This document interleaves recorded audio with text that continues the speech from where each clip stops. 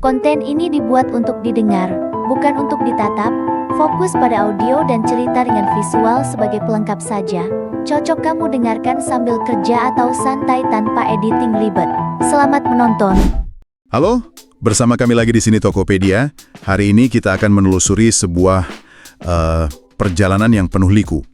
Kita akan membahas riwayat seorang pemimpin yang citranya terpahat kuat banget dalam sejarah Timur Tengah, Saddam Hussein. Betul. Berdasarkan tumpukan sumber yang kita terima, mulai dari transkrip video, jurnal penelitian akademis, sampai laporan pemerintah, kita akan coba rangkai kronologi kebangkitannya, perang-perang besar yang dia lalui, sampai kejatuhannya yang ternyata malah membuka babak baru yang gak kalah rumit buat Irak. Dan yang menarik di sini adalah bagaimana setiap keputusan, baik oleh Saddam sendiri maupun oleh kekuatan global, itu menciptakan efek domino. Iya ya. Kita akan lihat gimana nasionalisasi minyak membiayai modernisasi, terus bagaimana perang 8 tahun dengan Iran itu menguras kas negara, dan puncaknya gimana keputusan pasca invasi tahun 2003 itu secara langsung menciptakan sebuah kekosongan kekuasaan. Kekosongan kekuasaan yang dampaknya masih kita rasakan sampai hari ini ya kan? Tepat. Misi kita adalah membedah lini masa ini, langkah demi langkah. Oke, mari kita mulai dari awal banget. Sumber-sumber kita kan nyebutin kalau Saddam ini bukan dari kalangan elit. Jauh sekali. Dia lahir tahun 1937 di sebuah rumah lumpur di desa Al-Auja, dari keluarga petani tanpa tanah. Katanya sih udah kenal kekerasan dari remaja. Pertanyaannya, gimana ceritanya orang kayak gini bisa masuk ke lingkaran kekuasaan? Kuncinya ada di satu nama, Partai Ba'ath. Ini adalah sebuah gerakan nasionalis Arab yang sekular. Saddam gabung dan dengan cepat dia menunjukkan perannya. Bukan sebagai pemikir ya? Bukan. Dia lebih ke operator lapangan. Momen krusialnya itu revolusi 17 Juli 1968. Saddam ini bukan otak intelektualnya, tapi dia operator yang paling vital. Dia yang pimpin pasukan tank yang ngepung istana kepresidenan, memastikan pengambil alihan kekuasaan berjalan mulus. Oke, jadi dia ototnya. Tapi yang menarik, dia nggak langsung jadi nomor 1. Ahmad Hassan al-Bakr, kerabatnya malah yang diangkat jadi presiden. Tepat sekali.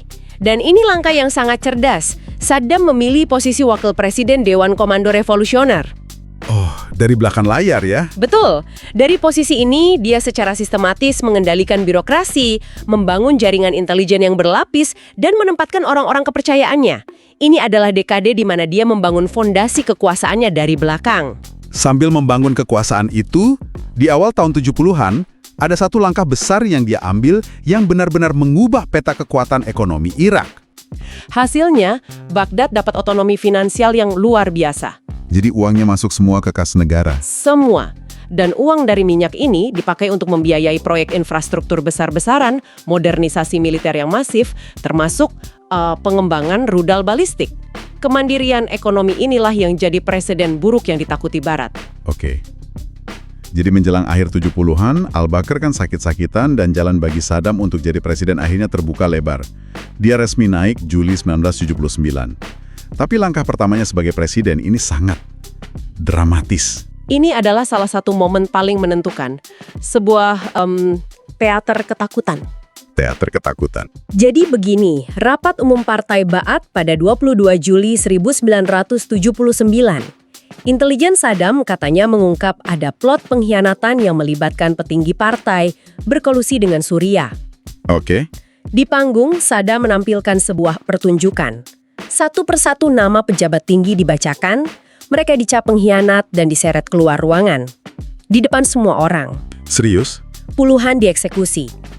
Pesannya jelas, loyalitas kepada Saddam bukan pilihan, tapi satu-satunya cara untuk bertahan hidup. Wow, jadi setelah membersihkan internal partainya, perhatian Saddam beralih ke luar negeri. Apalagi revolusi Islam di Iran tahun 1979 mengubah segalanya ya? Benar sekali. Ayatollah Khomeini kan secara agresif menyuruhkan ekspor revolusi untuk menggulingkan pemerintahan sekuler di negara tetangga. Dan Saddam, sebagai pemimpin Sunni di negara mayoritas Syiah, Melihat ini sebagai ancaman eksistensial, dia takut banget. Jadi dia memutuskan melancarkan serangan pendahuluan pada September 1980. dia menyebutnya perang Qadisiyah Saddam kan? Betul, untuk membangkitkan memori perlawanan bangsa Arab terhadap dominasi Persia di masa lalu. Nah, di sini peran Amerika Serikat jadi sangat menarik. Awalnya mereka netral, tapi kemudian kan berbalik arah. Ini yang disebut US tilt toward Iraq. Jadi tahun 1982, waktu Iran mulai unggul dan mengancam akan menerobos Irak, AS khawatir. Mereka nggak mau Iran menang. Oke, terus apa yang mereka lakukan? Irak dihapus dari daftar negara sponsor terorisme. Bantuan pun mengalir dalam bentuk kredit agrikultur miliaran dolar, penjualan teknologi dual use kayak helikopter Bell, dan yang paling krusial, data intelijen dan citra satelit soal pergerakan pasukan Iran. Jadi prinsipnya, musuh dari musuhku adalah temanku. Persis. Tapi perang ini kan berakhir buntu setelah 8 tahun. Korbannya sampai 500 juta jiwa di tiap sisi. Gila. Betul. Irak memang berhasil mempertahankan kedaulatannya, tapi harus dibayar sangat mahal. Negara jadi terjerat tumpukan utang luar negeri. Dan ironisnya, sebagian besar utangnya itu ke Kuwait dan Arab Saudi. Nah, itu dia. Negara yang justru dilindungi Irak dari ancaman ekspansi Iran. Ini yang bakal jadi pemicu konflik berikutnya. Jadi setelah perang melawan Irak, Irak bangkrut dan berutang pada tetangganya. Apa yang terjadi kemudian? Saddam merasa dikhianati. Dia minta negara-negara Teluk, khususnya Kuwait, untuk menghapuskan utang perang itu. Tapi permintaannya ditolak. Ditolak mentah-mentah ya? Iya, lebih buruk lagi, Kuwait dan Uni Emirat Arab dituduh melampaui kuota produksi OPEC yang bikin harga minyak jatuh dan semakin merugikan ekonomi Irak. Dan sumber-sumber akademis kita menyoroti ini bukan cuma soal ekonomi, tapi juga soal citra diri Saddam, kan? Tepat sekali. Pasca perang dengan Iran, Saddam kan memproyeksikan dirinya sebagai pemimpin dunia Arab, benteng pertahanan melawan Iran. Penolakan Kuwait dia anggap sebagai penghinaan pribadi. Jadi harga dirinya terusik. Sangat. Jadi pada Agustus 1990, tank-tank Irak menerobos perbatasan dan menginvasi Kuwait. Dan kali ini, dunia merespons dengan sangat cepat. Ya, AS memimpin koalisi internasional dalam Operasi Badai Gurun tahun 1991 yang berhasil mengusir pasukan Irak dari Kuwait. Setelah kekalahan itu, terjadi pemberontakan besar oleh kaum Syiah di selatan dan Kurdi di utara. Betul, yang kemudian ditumpas secara brutal oleh Saddam. Nah, setelah perang, PBB menjatuhkan sanksi komprehensif terhadap Irak. Tujuannya apa sih sebenarnya? Kimia, serta rudal balistik jarak jauh. Dan itu berhasil. Laporan-laporan pasca invasi 2003 mengonfirmasi bahwa sanksi ini berhasil. Irak memang sudah mengakhiri program WMD mereka sejak tahun 1991. Tapi sanksi ini juga punya sisi lain yang sangat kelam. Sangat kelam. Ekonomi Irak hancur, PDB anjlok drastis. Dari 66,2 miliar dolar pada 1989, jadi cuma 10,8 miliar dolar pada 1996. Itu, kebayang nggak sih dampaknya buat orang biasa? Pendapatan per kapita jatuh dari 3.510 dolar jadi 450 dolar. Ini menyebabkan krisis kemanusiaan yang parah. Tapi uniknya, ini justru memperkuat cengkeraman Saddam. Betul sekali, karena 60% populasi jadi bergantung pada jatah makanan yang didistribusikan pemerintah. Dia jadi satu-satunya penyelamat mereka. Lalu, terjadilah serangan 11 September 2001. Fokus AS berubah total. Irak masuk ke dalam poros kejahatan. Iya, narasi utamanya adalah bahwa Saddam masih punya WMD dan bisa memberikannya kepada teroris. Ini jadi justifikasi utama invasi Maret 2003. Padahal, semua sumber yang kita punya, termasuk laporan Iraq Survey Group dan Iraq Inquiry dari Inggris, bilang kalau premis ini salah. Salah total. Tidak ada WMD yang ditemukan. Sumber-sumber itu menunjuk motivasi sebenarnya adalah penguasaan ladang minyak dan menyingkirkan pemimpin Arab yang paling keras menentang hegemoni AS dan Israel di kawasan itu. Oke, jadi Baghdad jatuh pada April 2003.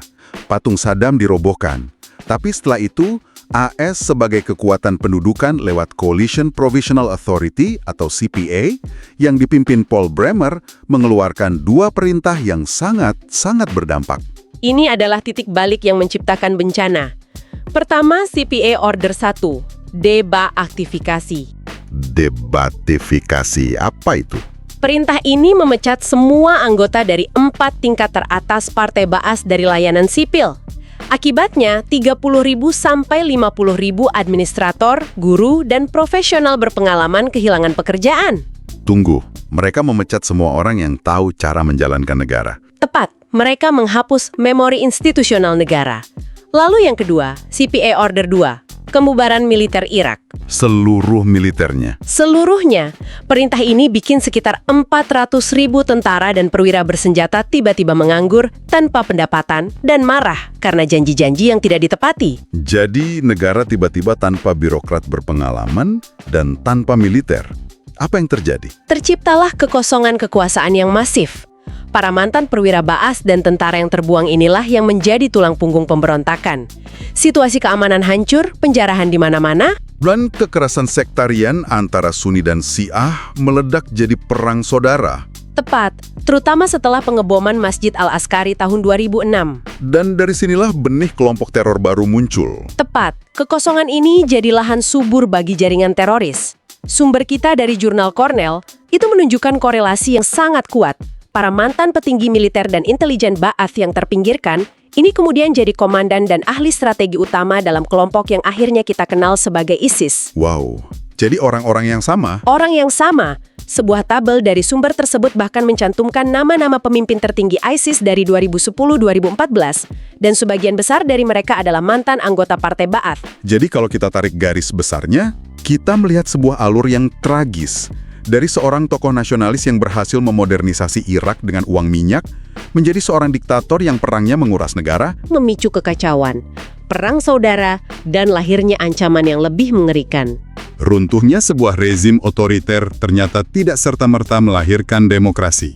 Dalam kasus Irak, penghancuran total struktur negara partai yang berkuasa dan militernya tanpa rencana pengganti yang matang terbukti menciptakan kondisi sempurna bagi anarki dan ekstremisme. Setiap langkah dalam cerita ini punya konsekuensi yang tak terduga. Kisah ini meninggalkan satu pertanyaan besar untuk Anda renungkan. Sumber-sumber yang kita bedah menunjukkan bagaimana intervensi dan keputusan yang diambil dengan tujuan tertentu, baik itu mendukung Irak melawan Iran, menjatuhkan sanksi, atau invasi untuk membebaskan, seringkali menghasilkan dampak turunan yang jauh lebih kompleks dan berbahaya dari masalah aslinya.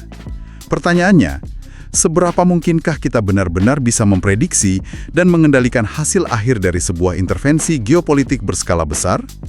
Terima kasih sudah mendengarkan. Jangan lupa untuk klik like dan subscribe, serta tulis pendapatmu di kolom komentar.